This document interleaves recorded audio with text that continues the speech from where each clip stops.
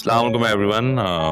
आप सब लोग यहाँ मौजूद हैं। सबसे पहले तो मैं अनाउंसमेंट कर दूं कि ज़रियून ने हमारी कंपनी ज्वाइन कर ली है और मैं चाहूँगा कि ज़रियून हमारे साथ कुछ नए आइडियाज़ डिस्कस करें।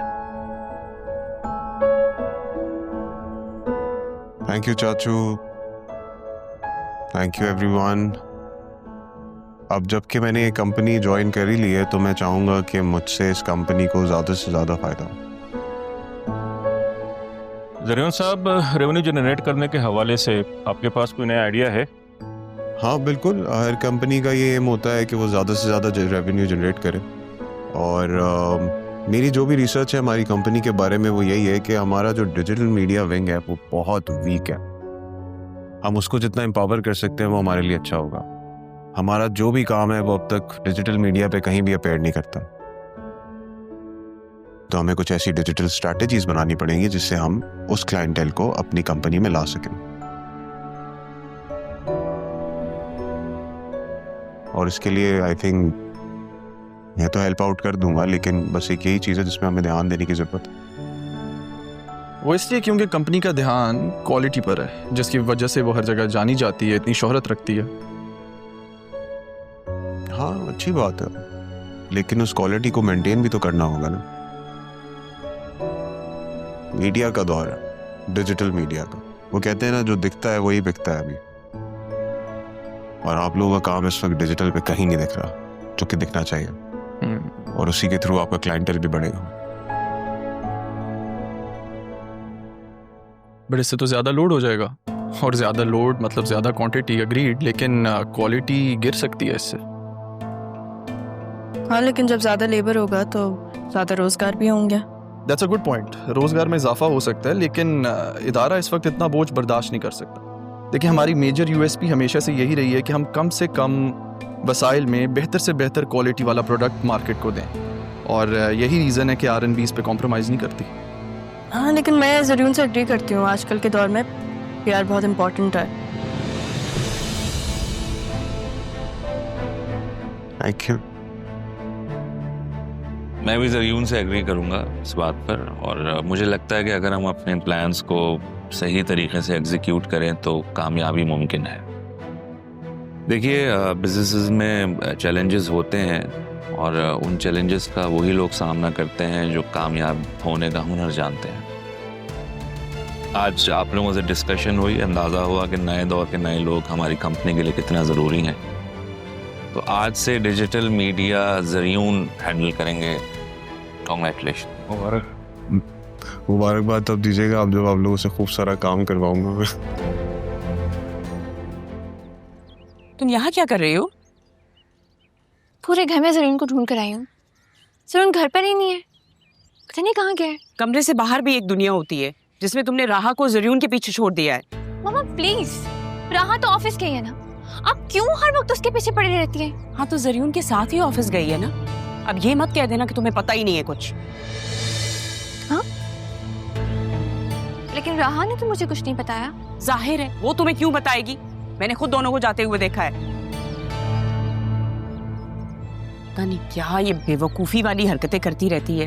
क्यों तुम्हें मेरी बात समझ में नहीं आती? 100 दफा बोला है तुम भी ऑफिस जाओ, उस ज़रियून के साथ घूमो फिरो, उसके साथ कोई अंडरस्टैंडिंग डेवलप करो, लेकिन नहीं, माँ की तुमने कोई बात नहीं सुननी। उस लड़की की जान छोड़ोगे कि नहीं? माँ को भी तुमने साथ में परेशान किया हुआ है, समझ से बाहर है भाई। मैं तुमसे बात कर रही हूँ। बतूल, या अल्लाह क्या है, क्यों नहीं सुनती ये? इंतहा की बेवकूफ। बात सुनो मेरी। अरमान, अरमान, एक बात करनी थी तुमसे। कहें? मैं यहाँ तुम्हारी जगह लेने नहीं आया, मैं अपनी जगह बनाने आया। नए लोग, नया डिपार्टमेंट, नई सोच, मैं इसी का आदी हूँ। ऐसी सोच भी बहुत खास लोगों की होती है, और फिर आप तो इस कंपनी के खैर ख्वाह हैं। आई थिंक तुम भी खैर खा हो, तो हम मिलके काम करेंगे तो अच्छा होगा। अच्छा हुआ तुम दोनों मिल गए, मुझे बहुत भूख लग रही है, कुछ खाएं? हाँ ये तो अच्छा आइडिया। चलें चलते हैं लंच पर।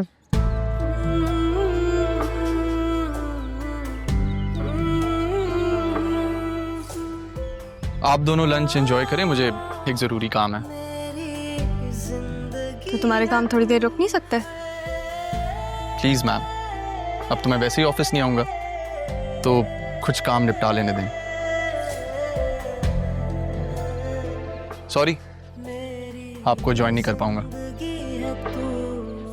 इट्स ओके, मैं तुम्हें इनवाइट भी नहीं कर रहा था।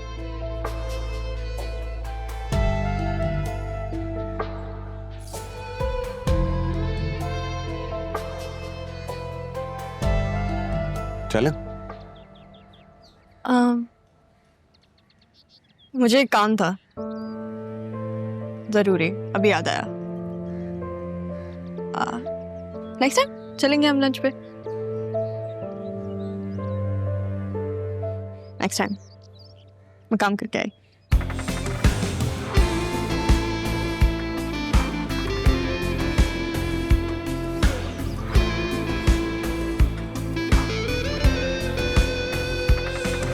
Next time.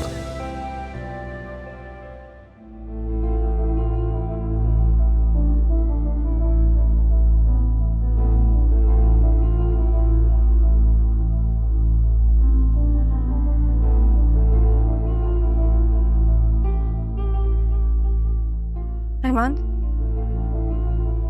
ये क्या तरीका था? ठीक है, अगर उसने कुछ कहा तो कम से कम तुम तो ऐसे नहीं आते। हर जगह के अपने कुछ उसूल होते हैं। मैं यहाँ मुलाजिम हूँ, मालिकों का काम तो कर सकता हूँ, उनके साथ बैठ के लंच नहीं कर सकता। मुलाजिम और मालिक वाली बात हमारे बीच कब से आ गई है?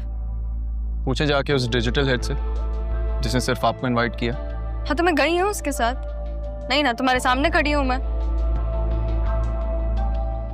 तुम्हें पता है मैं कितनी खुश थी, उदास कर दिया तुमने। I'm sorry, मैं आपको हर्ट नहीं करना चाहता था। कोशिश करूंगा आइंदा आपको तकलीफ ना हो। वैसे भी मेरा आज आखिरी दिन है।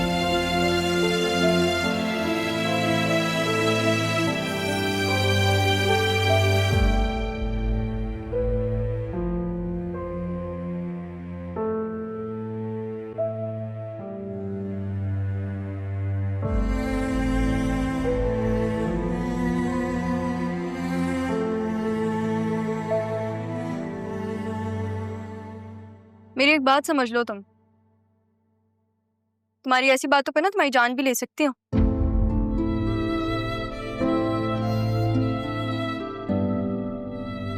मुस्कुराते हुए काफी हैंडसम लगते हो, लेकिन नहीं, लड़कियों की तरह नाराज होना तो बहुत जरूरी है। चाहते क्या हो? आपको लंच के लिए देर हो रही है।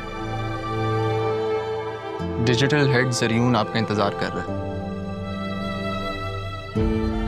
तो वो जो जरियून डिजिटल हेड है, तुम उससे इतना इनसिक्योर क्यों हो रहे हो?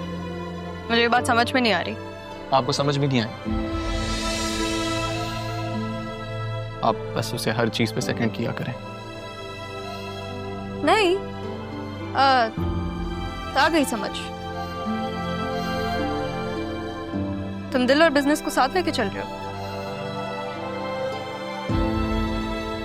लेकिन तुमसे बेहतर मेरे दिल को कोई जानता ही नहीं। और जब तक तुम हो तो कोई और नहीं हो सकता।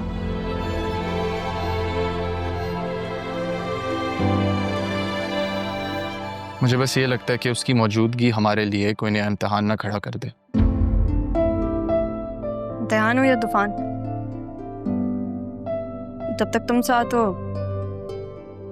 सबसे लड़ लूंगी। आपको याद है राहा भी,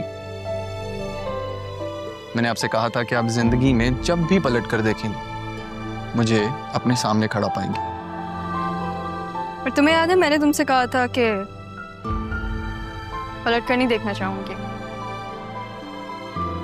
कि तुम मेरे सामने ही हो।